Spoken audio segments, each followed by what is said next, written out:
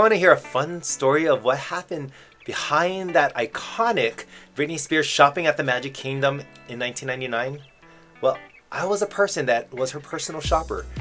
Yes, everyone, she did not actually go shopping for those merchandise. I had to shop for her. It happened in 1999. I was a college program cast member at the Magic Kingdom Emporium.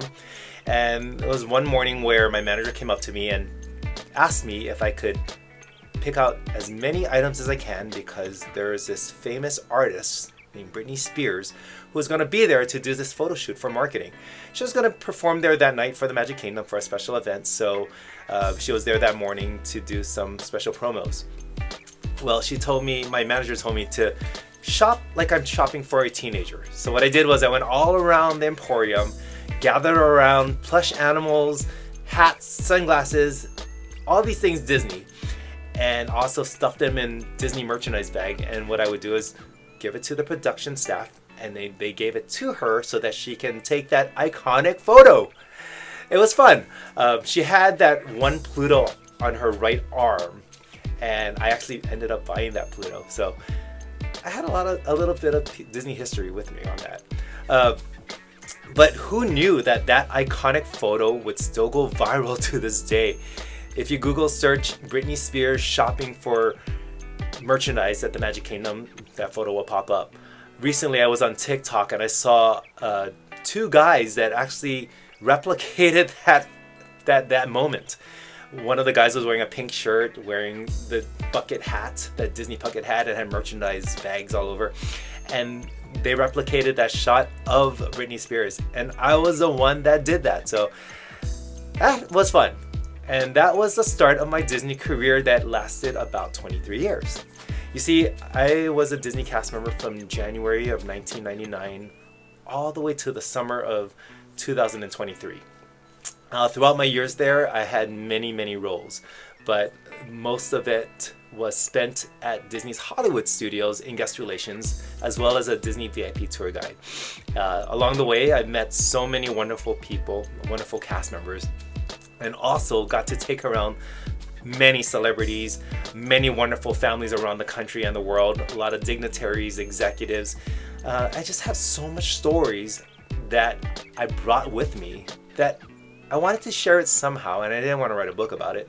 So I decided to start this YouTube channel and want to share with everyone about my stories because it was so hard to just keep it inside of me that I want to share it with all of you. My personal stories with celebrities and with families and going around the Disney parks with them throughout the years. And I hope you subscribe to this channel, and I hope you get to enjoy my stories that I so enjoy sharing with all of you. Now, to be a VIP tour guide, it takes a lot.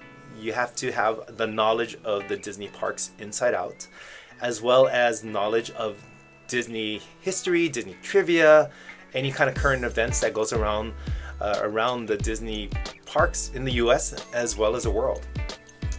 Back in my early days at Disney, in order to be a VIP tour guide, you had to have a background in guest relations. That was the requirement. It was a very sought out role being in guest relations because a lot of the cast members, even to this day, that is their dream role, is to be a Disney guest relations cast member either at Disneyland or the Walt Disney World Resort. Let's be honest, it's because of the plaid. You want to wear that posh ambassador looking plaid, but also just to be able to help guests with their questions in the parks, but also to tour around famous people and take around amazing families and get paid to ride Space Mountain or Dinosaur or any of your favorite attractions over again and again every single time and get paid for it. So that was a well sought out role. That was my dream role. And after I graduated from college at the University of Hawaii, because I am from Honolulu, Hawaii, I wanted to apply to guest relations. I got a role at Disney MGM Studios back then to start my position in 2000 at Disney MGM Studios. In order to, again, qualify to be a VIP tour guide, you had to get your start in guest relations. So I mastered the role of guest relations, and in a couple of months, I was able to interview to be a Walt Disney World VIP tour guide. And it was a very competitive and tough interviewing process because you have a panel interview and they fire questions at you left and right about Disney trivia or different situations and how would you handle this situation if you were on tour. So all these type of questions that I wasn't prepared to answer, but I felt I did the best of my ability, but I didn't get that part. But with all the feedback that I have gotten on my first round, I decided to just practice on them and gain more experience in guest relations. And sure enough, when the next round of interviews came up to be a VIP tour guide, I auditioned and I felt I nailed it. So it was tough going through the interviewing process, but once you become a VIP tour guide, it opens up a door to like the best stories ever created by being a Disney cast member. I mean, who knew that I would be riding a ride with Christina Aguilera next to me and It's a Small World, or even dining with her at Teppan Edo in a private dining room, or even sharing a safari ride with Shaquille O'Neal sitting next to me.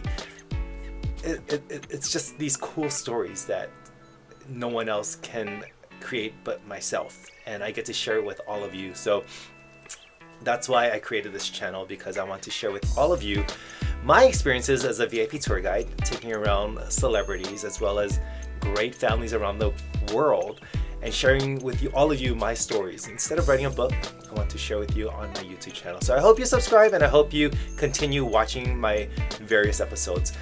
Throughout the years though, as a tour guide, I got to take around, again, great families and also celebrities, from musicians to athletes to movie stars to actors to dignitaries to even astronauts. It was just a fun experience that I will always forever hold in my heart. Now, once I become a VIP tour guide, or once I mastered that interview and once I got accepted, you're not just gonna go on your own and start taking people around. No, it takes about 3 weeks or so or more of training.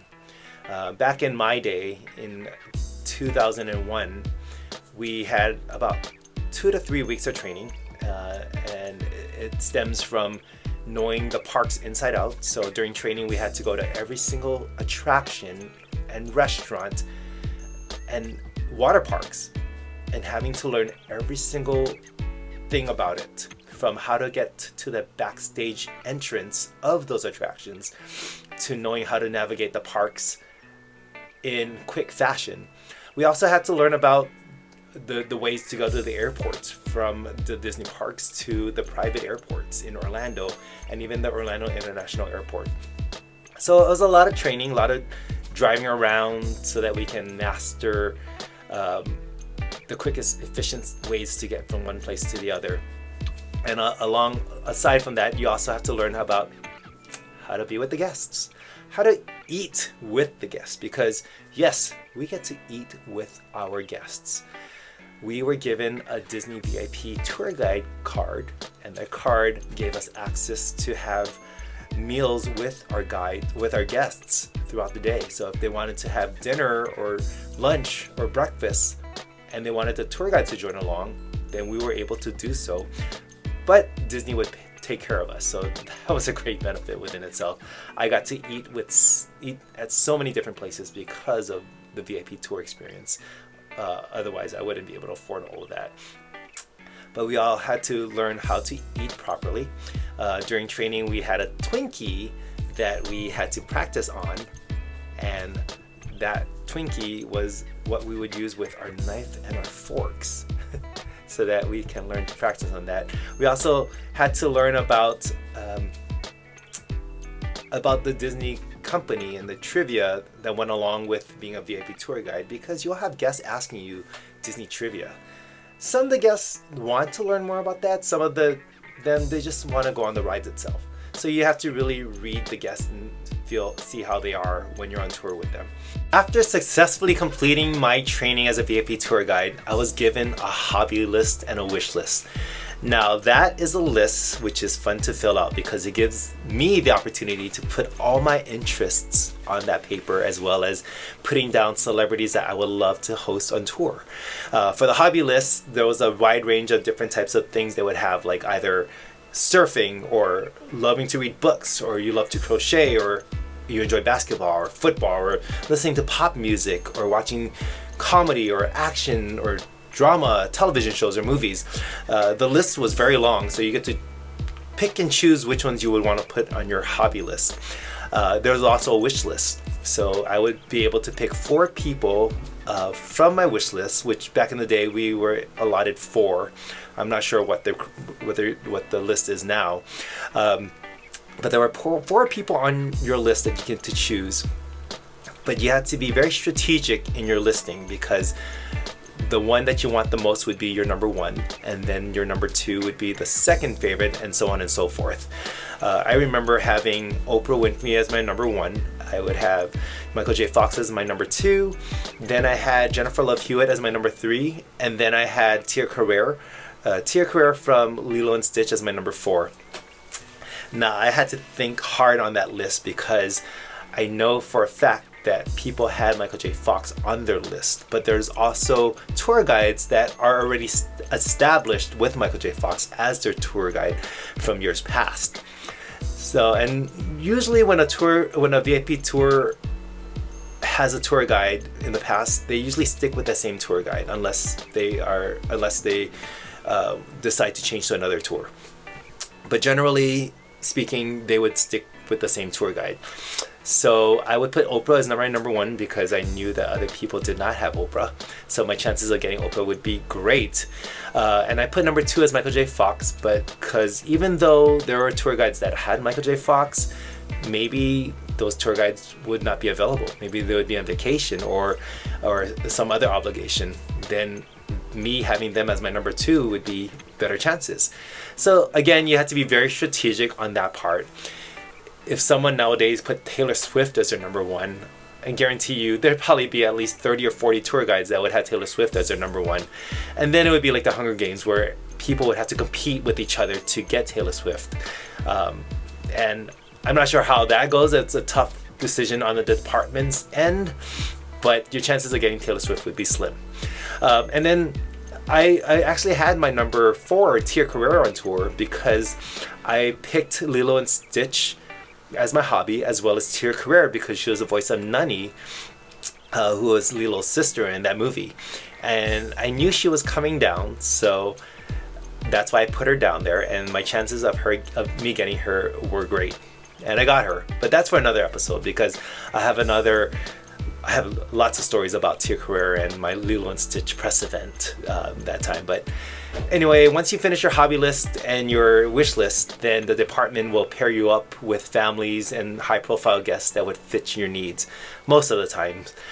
Sometimes they don't go off the list because they would need a tour guide, and at that point, they just need someone. They don't have time to look at the list itself.